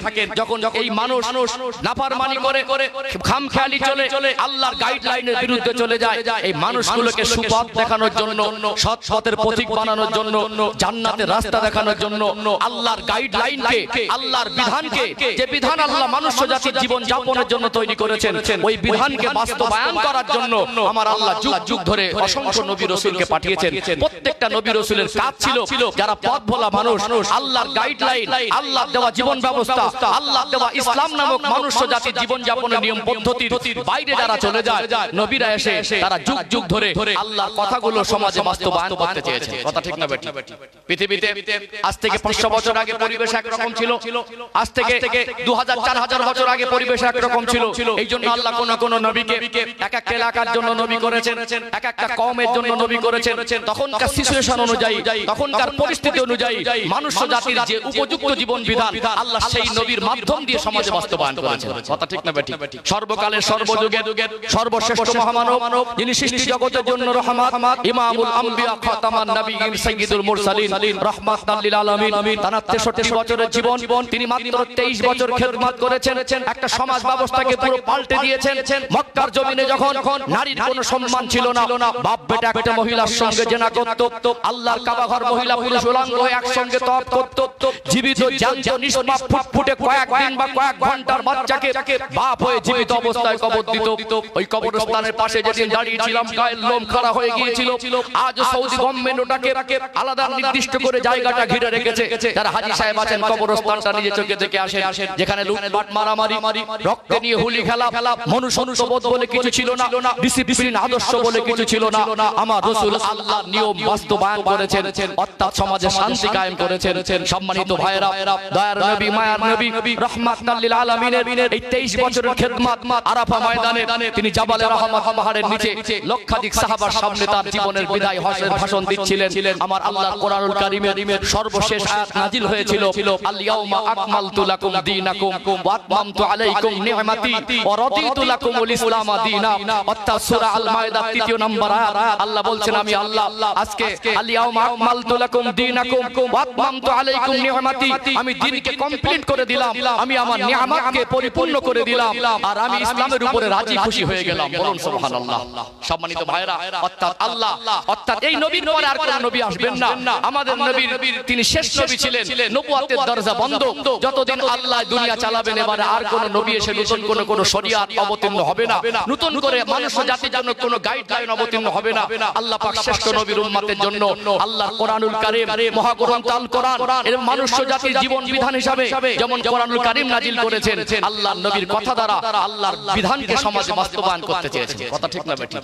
অর্থাৎ এখানে এই ইসলামের শরিয়াত, আল্লাহর দেওয়া গাইডলাইন, এই ধর্মের বয়স 1400 বছর নয়, এটা মুহাম্মদুর রাসূলুল্লাহ সাল্লাল্লাহু আলাইহি সাল্লামকে দিয়ে আল্লাহ কমপ্লিট জায়গায় এনেছেন। যেদিন থেকে মানুষ এসেছিল, যেদিন থেকে দুনিয়ায় মানুষ জাতির আগমন হয়েছে, সেদিন থেকে ইসলাম ছিল, আজও আছে, কিয়ামত পর্যন্ত থাকবে। কথা কি বুঝতে পেরেছেন? ইসলাম হলো মানব জাতির জীবন বিধান। কি বিধান? জীবন বিধান। অর্থাৎ এই মানুষ জাতিকে আল্লাহ যেমন সৃষ্টি করেছেন, যে কিভাবে চলবে, কোন পদ্ধতিতে চলবে, আল্লাহ দায়িত্বই ছিল যে আল্লাহ ঠিক করে দিয়েছেন। ইসলামের একটা অর্থ আমরা জানি শান্তি। আসলে ইসলামের অর্থ এই জন্য শান্তি। আল্লাহ দেওয়া নিয়ম পদ্ধতি, আল্লাহ দেওয়া গাইডলাইন, আল্লাহ দেওয়া জীবন বিধান যদি মানুষ ফলো করে, মানুষ জাতির জীবনে শান্তি প্রতিষ্ঠিত হবে, এতে সন্দেহের অবকাশ নেই। এই জন্য ইসলামের বিধান মানুষ জাতির লিখিত কোনো বিধান নয়, মানুষের তৈরি কোনো রচনা নয়। আল্লাহ কোরআনুল কারীম এসেছে আল্লাহর বাণী, আল্লাহর পক্ষ থেকে জিবরাইল আলাইহিস সালাম মারফত আল্লাহ আমাদের নবীর উপর অবতীর্ণ করেছেন। যালিকাল কিতাবুল লা রাইবা ফি, ভুল তো দূরের কথা, সন্দেহের অবকাশ নেই। এমন কোরআনুল কারীম আল্লাহ বলছেন, ইন্না নাহনু নাযালনা যিকরা ওয়া ইন্না লাহু লাহাফিজুন, আমি আল্লাহ কোরআনুল কারীমকে নাজিল করেছি আর হেফাজতের দায়িত্ব আমি আল্লাহ নিজেই গ্রহণ করেছি। বলুন সুবহানাল্লাহ। আজ পর্যন্ত কোরআনুল কারীমের একটা সেন্টেন্স, একটা বাক্য, একটা শব্দ, একটা ওয়ার্ডকে দুনিয়ার কোনো মানুষ পরিবর্তন করতে পারেনি, আর কিয়ামত পর্যন্ত পসিবল সম্ভব হবে না। অর্থাৎ এটা আল্লাহর দেওয়া জীবন বিধান, তার নাম হলো ইসলাম। আল্লাহ বলছেন ওই বিধানের মধ্যে, ইসলাম নামক জীবন ব্যবস্থার মধ্যে পরিপূর্ণ প্রবেশ করো। সূরাতুল বাকারা 208 নম্বর আয়াতে বলছেন, উদখুলু ফিস সিলমি কাফা, তোমরা পরিপূর্ণ রূপে ইসলামের মধ্যে প্রবেশ করো। সম্মানিত ভাইরা, আজকে আমাদের ইসলাম মানার অবস্থান একটা উদাহরণ দেব, সহজে বুঝে আসবে ইনশাআল্লাহ। আল্লাহ কেন বলেছেন পরিপূর্ণ ইসলামের মধ্যে প্রবেশ করো? আলোচনা অসুবিধা হচ্ছে নাকি? ঠিক বুঝতে পারছেন? ইসলাম মানার অবস্থান দেখাচ্ছে আমাদের। কেন আল্লাহ আমাদেরকে বলছেন পরিপূর্ণ প্রবেশ করো? মাঝে মাঝে দেখবেন ওয়েদারে একটু নিম্নচাপ হয় না, ঘিজঘিজে বর্ষা লেগে থাকে, অতিরিক্ত জোর পানি না আর খুব আস্তেও না, মানে ছাতা ছাড়া ভিজে যাবে, ছাতা হলে ভেজারও কথা না। ছেলে যখন একটু বড় হয়, বাবা মার সুবিধা হয়। বাবা ব্যবসায়ী মানুষ, বাড়িতে নেই, ছেলের বয়স 20 বছর, চালাক, খুব চালাক চতুর ছেলে। এখন ছেলেটাকে মা ডেকে বলছে, বাবা তোমার তো আব্বা বাড়ি নেই, তুমি একটু সবজি বাজার করে আনলে রান্না হবে, তারপরে খাওয়া হবে। বৃষ্টি হচ্ছে, মানে ওয়েদারের নিম্নচাপ, একটা ভালো নতুন ছাতা কেনা ছিল, ওটাকে টাকা দিল, থলে বা প্যাকেট দিল। ছেলেটা ছাতা খাটিয়ে ঘর থেকে বেরিয়ে কিছুটা দূর যাওয়ার পরে চেঁচিয়ে মাকে ডাকছে, মা আমি ভিজে যাচ্ছি। মা ভাবলো এত বুদ্ধিমান চালাক ছেলে, অতিরিক্ত জোরে বৃষ্টি হচ্ছে না আর খুব আসতেও না, ছাতা থাকলে তো ভেজার কথা না, চেঁচিয়ে চেঁচিয়ে ডাকছে ভিজে যাচ্ছি মানে। মা দরজাটা খুলে দেখলো ছাতা খাটিয়ে মাথার উপরে নিয়ে কাঁধ করে একদিকে ধরে আছে, এই যে ভিজে যাচ্ছে, দোষটা কার? ছাতার না বৃষ্টি? কার দোষ? হ্যাঁ, ছাতারও দোষ না আর বৃষ্টিরও দোষ না, দোষটা ওর নিজের। সঠিক জায়গায় সঠিক জিনিসটা ব্যবহার হচ্ছে না, ও চেঁচিয়ে চেঁচিয়ে ডাকছে মা আমি ভিজে যাচ্ছি। ঠিক আছে, আমাদের ইসলাম মানার অবস্থায় ছাতা ধরার মতো, নামাজ ফরজ জানি, পর্দা ফরজ জানি, ধনীদের জন্য হজ যাকাত কুরবানি জানি, অর্থাৎ আমাদেরকে বড়কে সম্মান করতে হবে, ছোটকে স্নেহ করতে হবে জানি, হিংসা বিদ্বেষের মধ্যে থাকা যাবে না জানি, বিশৃঙ্খলা করা যাবে না জানি, অর্থাৎ সুদ ঘুষ হারাম এটা জানি, মদ গাঁজা হারাম এটা জানি, লটারি জুয়া হারাম এটা আমরা জানি। জানার পরে আমাদের ছাতা ধরার মতো অবস্থা, বিপদে পড়লে শুধু বলে আল্লাহ বাঁচাও আল্লাহ বাঁচাও, ওই বাচ্চার মতো মা আমি ভিজে যাচ্ছি কান্নাকাটি করার মতো অবস্থা। আল্লাহ এই জন্য বলছেন উদখুলু ফিস সিলমি কাফা, পরিপূর্ণ ইসলামের মধ্যে প্রবেশ করো। চলুন আরেকটা উদাহরণ দেই, আজকে ইসলাম মানার অবস্থা আমি বোঝাচ্ছি, কি হাতে কলমে বুঝতে পারছেন তো? সম্মানিত ভাইরা দেখবেন মাঝে মাঝে এখন মনে করুন আমরা টেকনোলজি ব্যবহার করি, অনেক উন্নত করেছে মানুষ। এখন এই মশার কামড় থেকে বাঁচার জন্য অনেকে মশারি টাঙায় না, কি হয়? একটা গুড নাইট বা একটা মডার্ন বা একটা ইলেকট্রিক বোর্ডে একটা ডিভাইস ভিজে দিয়ে শুধু সুইচ অন করে দিলেই মশা ভ্যানিশ হয়ে যায়, পাওয়া যায় না। মনে করুন 4 দিন কারেন্ট নেই আর বাড়িতে মর্টিন বা গুড নাইট নেই, অতিরিক্ত মশার উৎপাত, ঘুমাতে গেলে একটু মশারির দরকার আছে না নেই? সেই পুরনো প্রযুক্তিতে ফিরে আসতে হবে। এখন মশারি টাঙানোর উদ্দেশ্য কি? মশার কামড় থেকে বাঁচা। মশারির মধ্যে পুরোপুরি আসবে না, হাত বা পায়ের অংশ বাইরে বের করে দেবো, কিছুটা বাইরে কিছুটা ভিতরে, মশা কামড়াবে না, ছেড়ে দেবে, সুযোগ পালে কামড়াবে। এই যে মশা কামড়াচ্ছে দোষটা মশারির না মশারিরও না মশারও নয়, নিজের ভিতরকে পরিপূর্ণ আসতে হবে, নিরাপদ হতে গেলে পরিপূর্ণ আসতে হবে। ওয়ালা তাহিনু ওয়ালা তাহজানু ওয়া আনতুমুল আ'লাউনা ইন কুনতুম মুমিনিন। আল্লাহ বলছেন বান্দা যখন তোমরা মুমিন হয়ে যাবে, পরিচিত দ্বীনের অনুসারী হয়ে যাবে, পরিপূর্ণ দ্বীনের মধ্যে এসে যাবে, আমি আল্লাহ তোমাদের একটা ক্যাটাগরি দেব, তোমাদের একটা সম্মানিত করব। তখন আমি আল্লাহর দৃষ্টিকোণে, আমি আল্লাহর কাছে তোমাদের মুমিনের দরজা পাবে, তোমরা আমি আল্লাহর প্রকৃত অনুসারীদের অন্তর্ভুক্ত হবে, তোমরা মুমিন বান্দাদের অন্তর্ভুক্ত হবে। আমি আল্লাহ কথা দিলাম তোমাদের হেফাজতের জিম্মাদারিটা আমি আল্লাহর উপরে এসে যাবে, বলুন না সুবহানাল্লাহ। এই জন্য আল্লাহ বলছেন উদখুলু ফিস সিলমি কাফা, পরিপূর্ণ ইসলামের মধ্যে প্রবেশ করো। এখন এই পরিপূর্ণ ইসলামের মধ্যে প্রবেশ করতে গেলে আল্লাহর আদেশ নিষেধগুলো আমাদের জিন্দেগিতে বাস্তবায়ন করা দরকার আছে না? আছে না? আল্লাহ আমাদের তৌফিক দান করেন, বলেন আল্লাহুম্মা আমিন। এখানে দীর্ঘক্ষণ আমি হাদিস কোরআন দিয়ে একটু ব্যাখ্যা দিচ্ছি, এখানে একজন সাহাবার জীবন আদর্শের দৃষ্টান্ত দেব এবং আমি এটাও ব্যাখ্যা দেব কেন আমরা আল্লাহর আদেশ নিষেধগুলো জানার পরে মানতে পারছি না, এই কেন কথার উত্তরটা আমরা খুঁজবো ইনশাআল্লাহ। ও ভাইজানেরা, সোনার মানিক যুবকেরা, আব্বার মায়েরা, আজকে আমরা মুসলমান হিসাবে আল্লাহর আদেশ নিষেধ সবকিছু জানার পরে আমরা আমালে জিন্দেগিতে বাস্তবায়ন করি না, এটা আমাদের জীবনের বড় ব্যর্থতা। আল্লাহকে মানা কাকে বলে, রাসূলকে মানা কাকে বলে, আত্মসমর্পণ কাকে বলে? আমার রাসূলুল্লাহ সাহাবাদের জীবন আদর্শ দেখলে সহজেই শিক্ষা পাওয়া যাবে, কেননা নবী আমার সোনার জবানে বললেন আসহাবি কান নুজুম বিআইয়িহিম ইক্তাদাইতুম ইক্তাদাইতুম, আমার এক একটা সাহাবা হলো নক্ষত্রের সমতুল্য, কোন একজন সাহাবার জীবন আদর্শ যদি ফলো করো হেদায়েত পেয়ে যাবে, বলুন সুবহানাল্লাহ। আল্লাহকে মানা কাকে বলে, নবীকে মানা কাকে বলে, আত্মসমর্পণ কাকে বলে? একজন সাহাবা জীবন আদর্শ তুলে ধরি। আল্লাহ দয়াময়, আমার আপনার নবী দয়ার নবী, মায়ার নবীকে 40 বছর বয়সে নবুয়ত দিলেন। নবী আমার প্রথম 3 বছর গোপন ইসলাম প্রচার করলেন, 3 বছর গোপনে গোপনে কিছু মানুষকে দ্বীনের দাওয়াত দিলেন। আল্লাহ নবীর কলেমার বাণী প্রচার কিছু মানুষ মেনে নিয়ে অল্প সংখ্যক কিছু মানুষ ঈমানের কলেমা পড়ে মুসলমান হয়ে গিয়েছিলেন। বলুন সুবহানাল্লাহ। 3 বছর পার হয়ে গেল, আল্লাহ ওহী করলেন, ওয়ানজির আশিরাতাকাল আকরাবিন। আমার হাবিব আর লুকিয়ে নয়, এবারে প্রকাশ্যে আপনি দিনের দাওয়াত দেন। ওয়ানজির আশিরাতাকাল আকরাবিন, আপনার যারা নিকটস্থ আত্মীয় আপনি তাদেরকে ভয় প্রদর্শন করুন। আল্লাহর ওহী পাওয়ার পরে আমার নবী যখন প্রকাশ্যে কলেমার বাণী প্রচার শুরু করেছিলেন, মক্কার জমিনে আমার নবীর বিরোধিতা হয়েছিল না হয় নাই? একদিকে চরম বিরোধী আবু জেহেল, আবু লাহাব, উতবা, সাইবা, রাবিয়া, উমাইয়া ইবনে খালদ, এরা বড় বড় কাফের। এরা দেখতে লাগলো ইসলাম যদি প্রতিষ্ঠিত হয় সমাজে শান্তি কায়েম হয়ে যাবে, চুরি ডাকাতি বন্ধ হয়ে যাবে, লুটে খাওয়া বন্ধ হয়ে যাবে, মহিলারা সুরক্ষা পেয়ে যাবে, অর্থাৎ এখানে আমাদের নেতৃত্বের অস্তিত্ব বলে কিছু থাকবে না। চরম বিরোধিতা শুরু করলো। যেমন চরম বিরোধিতা শুরু করেছিল, কোন বিষয়ে যখন বিরোধী হবে আর সমালোচনা হবে, ওটা অল্প সময়ের মধ্যে সমাজে প্রচার হয়ে যাবে কি যাবে না? বিরোধী যখন হয় আর সমালোচনা যখন হয়, ওটা প্রচার হয়ে যায়। কি হয়ে যায়? ওটা প্রচার হয়ে যায়। মক্কার অলি গলিতে যেমন প্রচার হয়ে যাচ্ছে, ঠিক বিরোধী শক্তি একদল দাঁড়িয়ে গেছে না যায়নি? সেই প্রেক্ষাপটে চতুর্দিকে দুশমনে ভরা মক্কার মাতা মাতা নামকরা মানুষ, নেতা ক্যাটাগরির মানুষ, এরা বিরোধী করলো। একদল মানুষ সমালোচনা করলো। দিন কি, ইসলাম কি মানুষের কাছে পৌঁছে গেল। তারা ইসলাম সম্পর্কে, দিন সম্পর্কে জানার জন্য আগ্রহ প্রকাশ করতে লাগলো।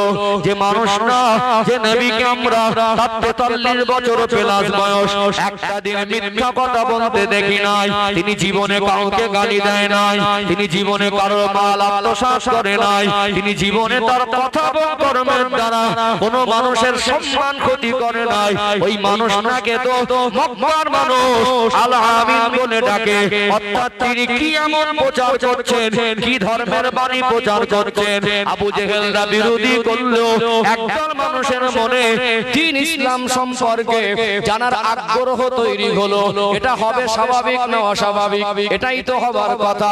এর ভিতরে মক্কার জমিনের অন্যতম ধনী পরিবারের বাবার একটাই মাত্র সন্তান, নাম হলো হযরত মুসাব ইবনে উমাইর রাদিয়াল্লাহু আনহু। কি ভোগ বিলাসের জীবন, বাবার একমাত্র সন্তান, বাপের কোনো অভাব নেই, কোটি কোটি টাকার মালিক, যখন যেটা মন চায় সেই খাবার খেত। মক্কা জমিনের সবথেকে দামি পারফিউম খুশবুটা সে ব্যবহার করত, সবথেকে দামি ঘোড়ায় চড়ে বেড়াতো, সবথেকে দামি খাবারটা খেত। অনেকে আছে দেখবেন, আমরা অনেকে পোশাকে ভোগ বিলাসিতা দেখাই। এমন ধনী লোকের ছেলে একটা পোশাক একবার পরার পরে দ্বিতীয়বার পরতো না। এই মুসাব রাদিয়াল্লাহু আনহু তরুণ যুবক ছেলে, তার মনের মধ্যে উদয় হলো, কোথায় গেলে নবীকে পাবো, তিনি কি ধর্ম প্রচার করছেন, দিন ইসলাম কি জানার আগ্রহ তৈরি হয়ে গেল। কোথায় গেলে আমার নবীকে পাবেন, অনুসন্ধান করতে লাগলেন। আস্তে আস্তে গিয়ে দেখলেন নবী আমার হযরত আরকাম রাদিয়াল্লাহু আনহুর বাড়ি। আল্লাহর নবী ওখানে সাহাবাদের নিয়ে বসে দিনের শিক্ষা দিচ্ছিলেন। এই মুসাব রাদিয়াল্লাহু আনহু দূর থেকে আমার আপনার দয়ার নবী, মায়ার নবীর পূর্ণিমার চাঁদের মতো চমকানো চেহারাটা দেখলেন, ফিদা হয়ে গেলেন, দেওয়ানা হয়ে গেলেন।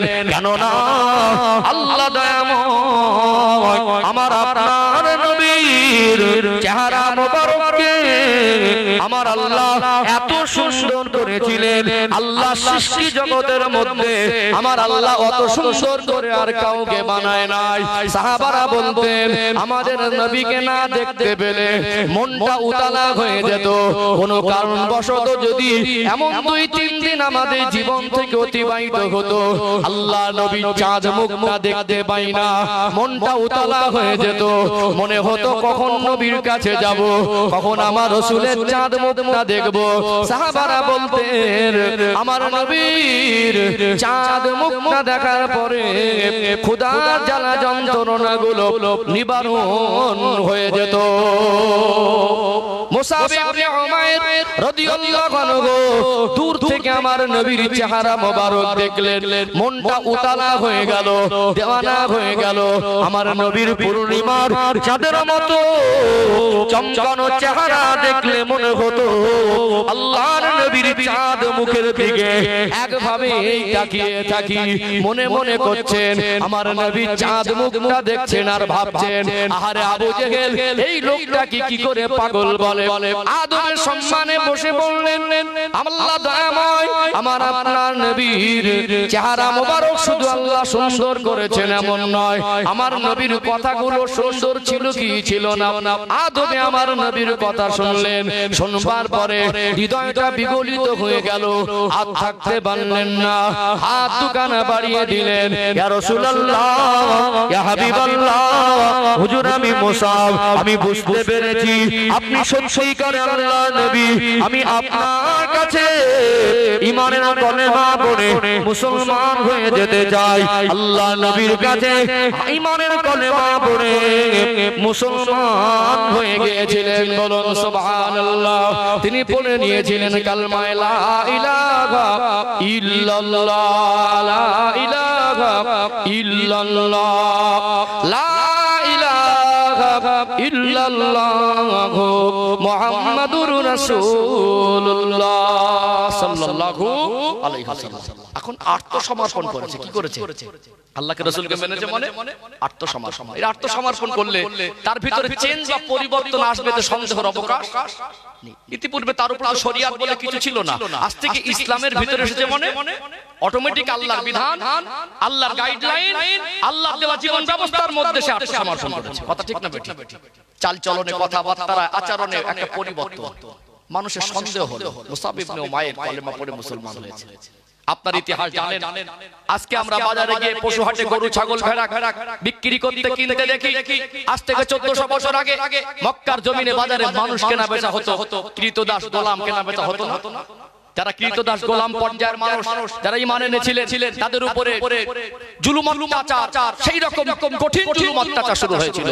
অর্থাৎ কাফেররা বলতো এই রকম এমন কষ্ট দেব, এমন ভাবে জুলুম অত্যাচার করব, এমন মাত্রা এদেরকে কষ্ট দেব, মানুষ যেন ভয়ে কলেমা পড়ার দুঃসাহস না করে। দেখবেন একটা গরিব মানুষ, তাকে গলা ধাক্কা দেওয়া পয়সার বলে, ক্ষমতার বলে সহজ, কিন্তু একটু পয়সাওয়ালা পাওয়ারফুল লোকের বাড়ির সন্তানকে একটু চোখ দেখাতে গেলে মাঝে মাঝে মানুষ ভাবে, হবে না? যদিও আমাদের রীতি আদর্শ ইসলামের আদর্শ নয়, এখানে মানুষ হিসেবে সবাইকে সম্মান করতে হবে। কথা ঠিক না বেঠিক? সম্মানিত ভাইরা, তথাপিও মক্কার জমিনে যেহেতু নামকরা একটা ধনী পরিবারের ছেলে, আজকে একটা ফোর হুইলার গাড়ি, 4 চাকা গাড়ি 10 লাখ টাকায় পাওয়া যায়, আবার 10 কোটি টাকা দামের গাড়ি আছে না? আছে না? বাবার থাকলে ভোগ বিলাস, একটা মোটরসাইকেল নরমাল 1 লক্ষ টাকায় পাওয়া যায়। আবার কিছু বাবার সন্তান আছে ভোগ বিলাসে জীবন 5 লাখ 7 লাখ টাকা দিয়ে মোটরসাইকেল কিনে, কেন না? এত ধনী লোকের ছেলে ছিল, তখন তো ইঞ্জিন চালিত কোনো গাড়ির আবিষ্কার হয়নি, সবথেকে দামি ঘোড়ায় চড়তো। একটা জামাই একবার করে খুলে দিতে, দ্বিতীয়বার পড়তো না, যা চাইতো বাপ বলতো, মা বলতো এত সম্পদ আমার কি হবে, তুমি যা মন চায় যা চায় তাই পড়ো, যা চায় তাই খাও। এই ছেলেটাই কি আল্লাহ রাসূলের কাছে আত্মসমর্পণ করেছে, পরিবর্তন। এখন যদি এই ছেলেটাকে রুকে না দেওয়া যায়, এর দেখা দেখে আরো 10টা মুসাব কি কলেমা পড়বে না? তাহলে কাফেরদের মাথায় চাপটা একটু বেশি এসে গেল। দেখ, যারা কৃতদাস পর্যায়ের, এরা আমাদের কিনে আনা গোলা, তাদের গুরুরা তো কলেমা পড়েনি। এদেরকে মারা, এদেরকে জুলুম অত্যাচার করা, এদের বুকে পাথর চাপিয়ে দেওয়া, এদেরকে উল্টো করে টাঙিয়ে দেওয়া, এদের উপরে লোহা গরম করে ছাকা দেওয়া, এটা আমাদের কাছে কোনো ব্যাপার না। মুসাব তো একটা ধনী লোকের ছেলে। এখন ছেলের যদি বিরোধিতা করি, বাপের সঙ্গে সম্পর্ক নষ্ট হবে। সব নাম করা মানুষগুলো মুসাব ইবনে উমাইর রাদিয়াল্লাহু মুসাব আব্বাকে একটা সামাজিক প্রেসার ক্রিয়েট করলো। সামাজিক চাপ আসবে না? তখনকার সিচুয়েশন অনুযায়ী একটা সামাজিক চাপে পড়ে গেল। ও ভাই জানেরা, সোনার মানিক যুবকেরা, আব্বার মায়েরা, নাম করা বড় বড় কাফের আবু জেহেল, আবু লাহাব, উতবা, সাইবা, রাবিয়া, উমাইয়া ইবনে খালদ, মুসাব রাদিয়াল্লাহু আনহু আব্বাকে বলল, দেখো দেখো তুমি সবই কিছু জানো, আমাদের অস্তিত্ব, আমাদের নেতৃত্ব বলে কিছু থাকবে না আমরা যদি ইসলাম প্রচারটা বন্ধ করে দিতে না পারি। এখন যদি তোমারই ছেলে মুসাব কলেমা পড়ে মুসলমান হয়, আমরা যদি তাকে ফিরিয়ে আনতে না পারি, আমরা যদি বাধা প্রদান না করি, তোমার ছেলের দেখা দেখি সব নাম করা বাড়ির ছেলেগুলো যদি কলেমা পড়ে মুসলমান হয়ে যায়, যারা এদের দেখা দেখি অনেক মানুষ সাহস পাবে কি পাবে না? তোমার ছেলেকে যদি চাও আমাদের সঙ্গে তোমার আর কোনো সম্পর্ক থাকবে না, তুমি আমাদের চাও না তোমার ছেলেকে চাও। একদিকে সামাজিক চাপ, রাগম্বিত হয়ে গেলেন, চিন্তার মধ্যে পড়ে গেলেন, বাড়িতে গেলেন হযরত মুসাব ইবনে উমার রাদিয়াল্লাহু আনহু। অনেক সময় দেখবেন ছেলে বড় হয়ে একটু দুষ্টুমি করলে সেই রাগটা অনেক সময় বাবারা ছেলের উপরে না ঝেড়ে মার উপরে ঝেড়ে দেয়, ছেলেকে সামলাও। মা চিন্তা বেড়ে গেল, মুসাব ইবনে উমাইর রাদিয়াল্লাহু আনহুকে বললেন, ও বাবা মুসাব, কি শুনছি তুমি নাকি কলেমা পড়ে মুসলমান হয়ে গেছো? হযরত মুসাব ইবনে উমাইর রাদিয়াল্লাহু আনহু বললেন, মা আমার নবী তার জীবনে মিথ্যা কথা বলেন না, মিথ্যাবাদীকে আল্লাহ পছন্দ করেন না, মিথ্যা কথা গোনার মা, আমি তো মিথ্যা বলতে পারি না, ইসলাম তো মিথ্যার শিক্ষা দেয় না। আপনি ঠিকই শুনেছেন, আমি মুসাব ঈমানের কলেমা পড়ে মুসলমান হয়ে গেছি। মা বলল, বাবা ছেলে এ কি বলছিস? তোর আব্বার একটা সমাজে সম্মান আছে, তোর আব্বাকে মানুষ সমাজের মানুষ চাপ দিচ্ছে, তুই আমার মাথায় হাত দিয়ে কসম করে বল, আজ থেকে লা তুযাহ বলেন নামে কসম করে বল রাসূলুল্লাহর কাছে আর যাব না। মায়ের মুখের দিকে তাকিয়ে ওই যুবক ছেলেটা বলেছিলেন, মা আপনি আমার গর্ভধারিণী মা, আপনাকে সম্মান করি, আপনাকে ভালোবাসি, তবে সত্য কথা আমি আপনাকে বলে দেই, দুনিয়া যদি আমার বিরুদ্ধে চলে যায়, এমনকি আপনি যদি আমার বিরুদ্ধে চলে যান, আমার আল্লাহকে আর রাসূলকে আমি এত ভালোবেসে ফেলেছি, দুনিয়ার কোন শক্তি আমার আল্লাহ রাসূল থেকে আমি মুসাবকে আলাদা করতে পারবে না। জোরে বলেন না সুবহানাল্লাহ।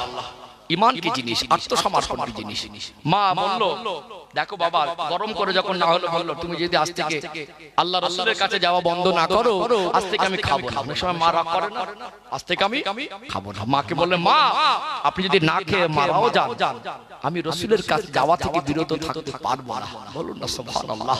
কোরআন শরীফে 21 নম্বর পারা একটি সূরা আছে, সূরার নাম সূরা আল আহজাব, 6 নম্বর আয়াত। আল্লাহ পাক বলছেন, আন-নাবিয়্যু আওলা বিল মুমিনিনা মিন আনফুসিহিম।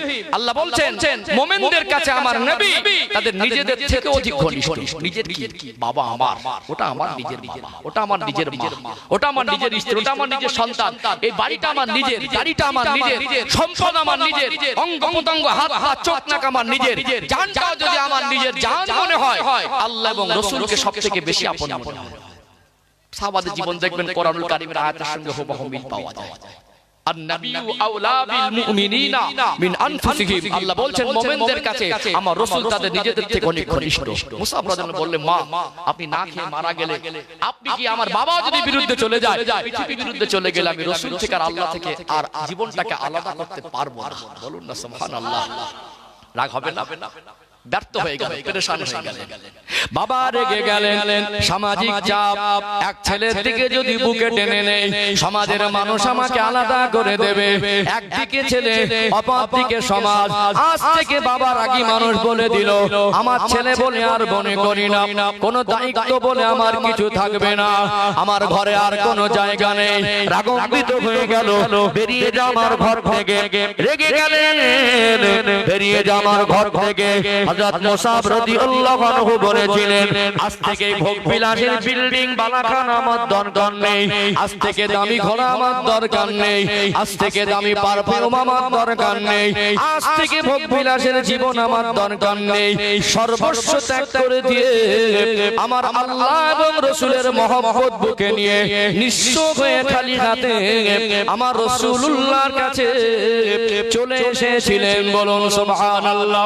চতুর্দিকে চতুর্দিকে দুশমনে ভরা কাফেররা দেখছে দলে দলে মানুষ ইসলামের মধ্যে যাচ্ছে মুসাবের মতো একজন যুবককে যার বাবার এত সম্পদ এত পাওয়ারফুল তার ছেলেকে যেমন সামলানো গেল না আমরা যদি কোনো স্টেপ না নেই তাহলে এখানে আর ইসলামকে রুখে দেওয়া সম্ভব হবে না যতদিন যায় শক্তি সঞ্চয় হয় এই মনে করে তারা টার্গেট করলো যাদেরকে টার্গেট করলো যারা গরিব প্রকৃতির এদেরকে নিয়ে এমন ভাবে কষ্ট দেব এদের জানে মেরে দিলে তো মরে যাবে কষ্ট থেকে মক্কার মানুষ কলেমা পড়ার দুঃসাহস পাবে না যখন সাহাবাদের উপরে জুলুম অত্যাচার হতো নবী আমার কান্নায় ভেঙে পড়তেন তাদের সামনে গিয়ে বাধা দেওয়ার ক্ষমতা ছিল না আল্লাহ নবী তাদের কষ্ট সহ্য করতে পারতেন না কাফেররা যখন ষড়যন্ত্র করেছে বেঁচে বেঁচে কণাকে নিয়ে জুলুম অত্যাচার করবে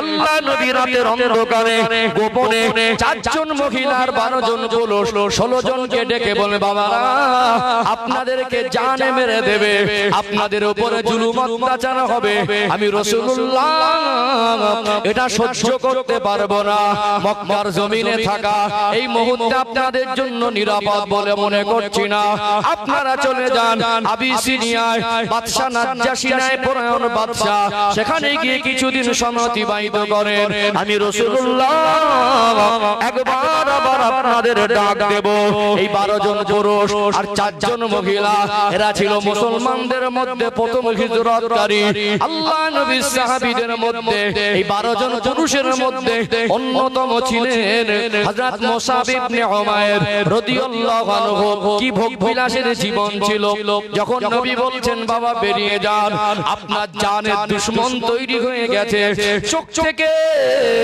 টপ টপ করে পানি টুসা গড়িয়ে যায় আল্লাহ নবীর নূরে চাঁদ মুক্তা দেখে টুকরে টুকরে কাঁদে ইয়া রাসূলুল্লাহ ইয়া হাবিবাল্লাহ আপনার জন্য আল্লাহর জন্য ওই ভোগ বিলাসে জীবনটা ছেড়ে দিয়েছি বাবা ছেড়ে দিয়েছি মাল সম্পদ ছেড়ে দিয়েছি আপনাকে ছেড়ে আমায় দূরে যেতে হবে এটা আমি ভাবি না আল্লাহ নবী সান্ত্বনা দিলেন ও হযরতে মুসাব জান জান আমি রাসূলুল্লাহ আমার মনটা চায় আপনাদের কাছে রাখি কিন্তু এই মুহূর্তটা নিরাপদ সময় নয় আপনারা চলে যান আমি রাসূলুল্লাহ একবার আবার আপনাদেরকে ডেকে নেব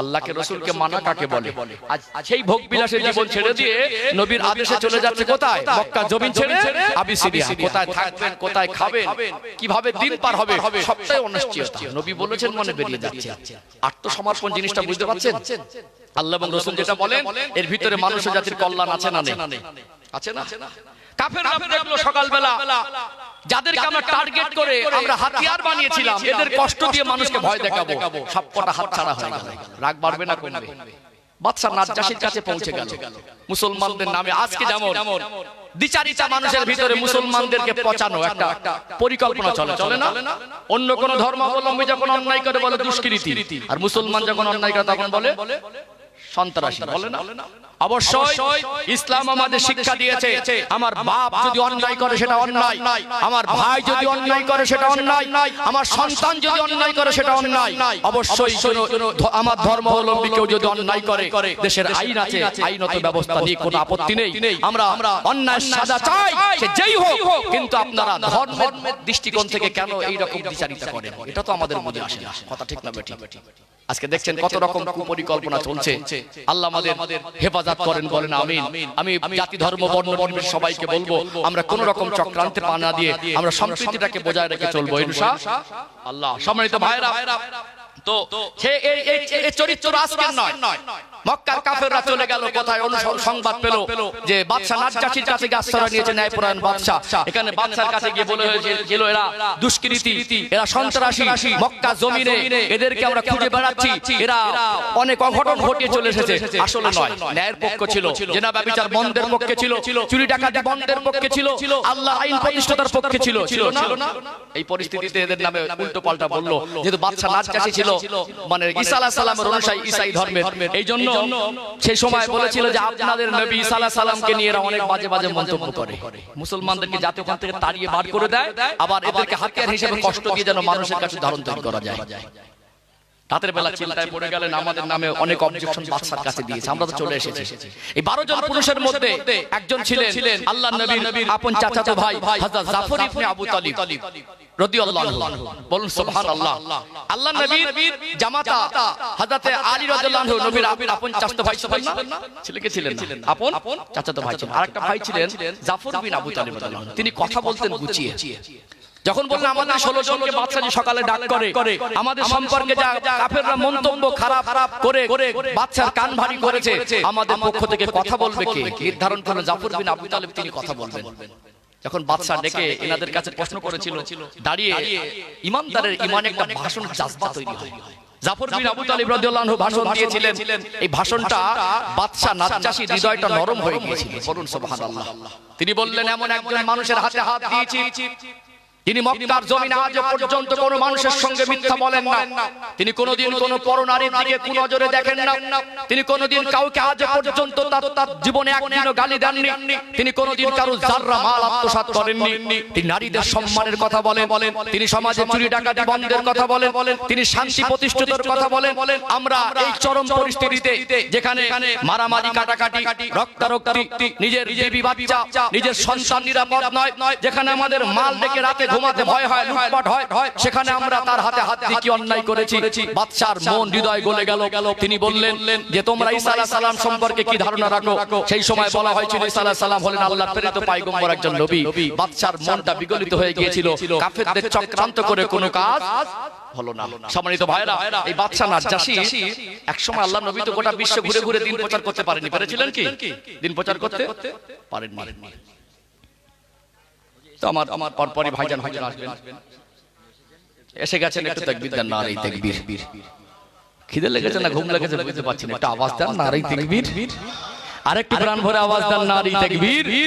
সিলসিলা হক মুজাদ্দিদে জামান, আওলাদে মুজাদ্দিদে জামান ভাইজান হুজুর কিবলা, নারে তাকবীর। সময় এসে যাবেন ইনশাআল্লাহ, না আসা পর্যন্ত আমি আছি। যাক, আলোচনা বুঝতে পারছেন তো? এই বাদশা নাজ্জাশী আল্লাহর নবী সাল্লাল্লাহু আলাইহি সাল্লামের পত্র পেয়ে এক সময় ঈমান গ্রহণ করেছিলেন। নবী তো গোটা বিশ্বে ঘুরে ঘুরে দিন প্রচার করতে পারেননি। একটা সময় মদিনায় এসে তিনি চিঠির মাধ্যমে বিভিন্ন রাজা বাদশার কাছে চিঠি লিখে পাঠিয়েছিলেন। এই বাদশা নাজ্জাশীর গায়বানা জানাজা আল্লাহর নবী পড়েছিলেন। আমরা হানাফি মাযহাবের মানুষ, আজকে গোটা বিশ্বে কোনো নাম করে ইসলামিক স্কলার ইন্তেকালের খবর শুনলে আমরা কি জানাজা পড়ি? জানাজা পড়ি না, আমরা স্পটে কি জানাজা পড়ি। কিন্তু কেউ মরে গেল, তার সংবাদে আমরা তার জন্য দোয়া করি, কিন্তু আমরা গায়েবানা জানাজা তার লাশ সামনে না রেখে অন্য দেশের মানুষ মারা গেল এই দেশে জানাজা এরকম দেখেছেন? এটা আল্লাহর নবী ব্যতিক্রম ভাবে একজনকে পড়েছিলেন, সাহাবাদের পড়তে আদেশ করেননি এবং কোন একটা শরীয়তের মধ্যে সীমাবদ্ধ হয়নি। এইজন্য আল্লাহর নবী সাল্লাল্লাহু আলাইহি সাল্লাম এই বাদশা নাজ্জাশীর গায়বানা জানাজা পড়েছিলেন। একটা নামকরা ন্যায়পরায়ণ বাদশা ছিল। নবীর সাহাবারা প্রাথমিক পর্যায়ে ওখানে গিয়ে কিছুদিন আশ্রয় পেয়েছিলেন, যেহেতু নবীর জন্য জানটা উতালা হয়ে থাকতো, কখন সেই চাঁদ মুখটা দেখতে পাবো।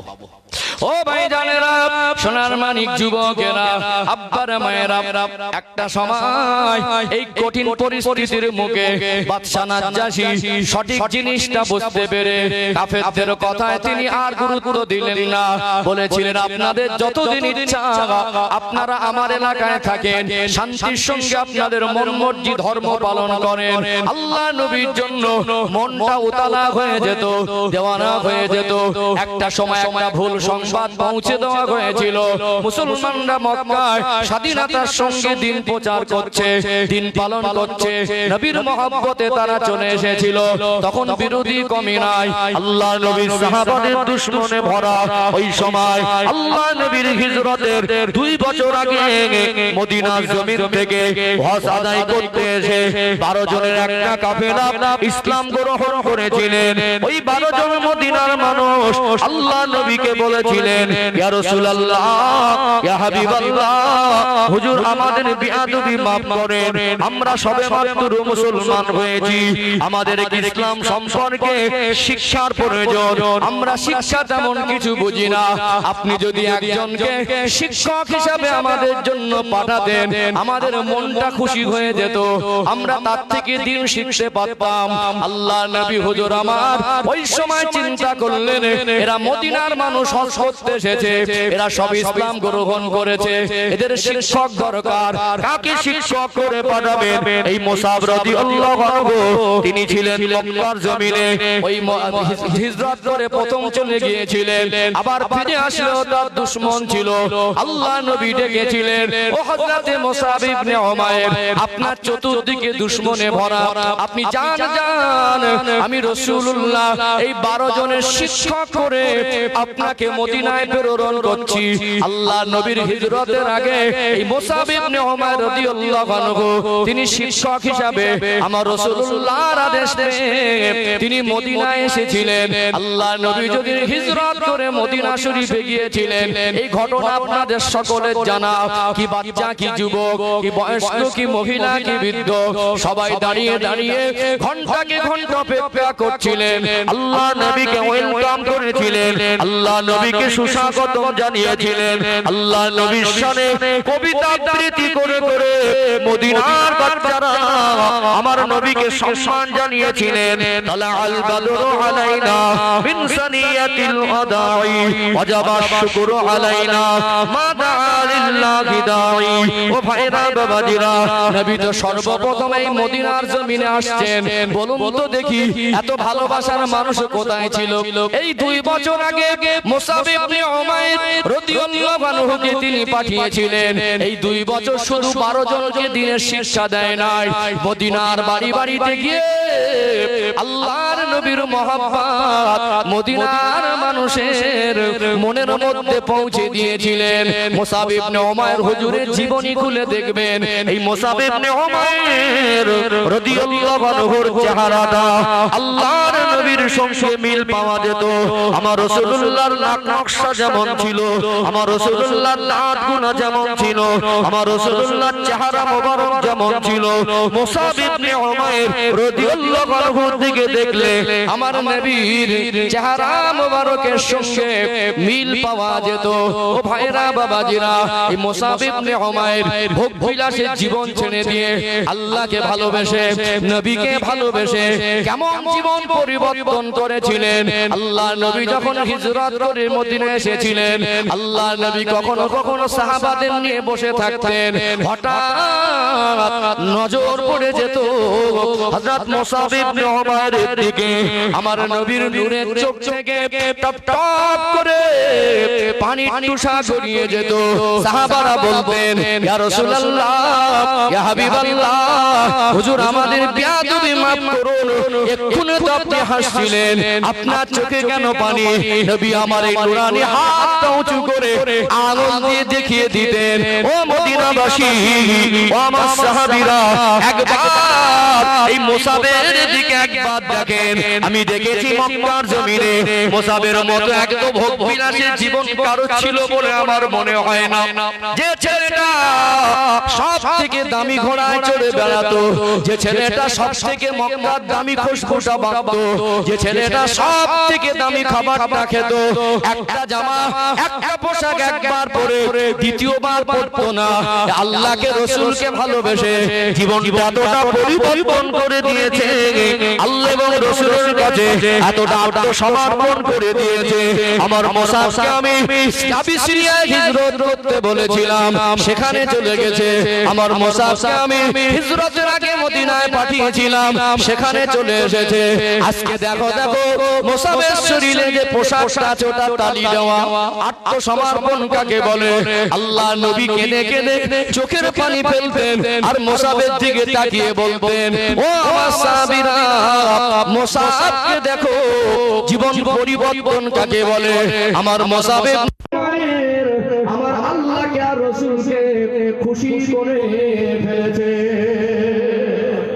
আত্মসমর্পণ। বাবজিরা ভাইরা, আমাদের জীবনে ঘাটতি, আমাদের অন্তরে ঈমানি শক্তি দুর্বল হয়ে গেছে। আমরা আল্লাহকে রাসূলকে ভালোবাসার মতো ভালোবাসতে পারিনি। কি জীবন পরিবর্তন করেছি! আল্লাহ গাড়ি বাড়ি রাস্তাঘাট খাওয়া দাওয়া সব আল্লাহ সুখ শান্তি দিলেন। আমাদের কি কষ্ট আছে বলুন, কিন্তু আমাদের জীবনে বড় ঘাটতি, আমরা আল্লাহকে রাসূলকে মানার মতো মানতে পারি না। এখানে আমি একটু গাইডলাইন দেখাবো, ভাইজানদের সাথে অনেক ভাইরা আছে না, দাঁড়িয়ে আছে, এই তো আজকে দিনটা পার হয়ে গেলে আমার পর ভাইজান হুজুর বলবেন আপনাদেরকে আমি ধন্যবাদ দিই। এখানে বেশি রাত করেন না।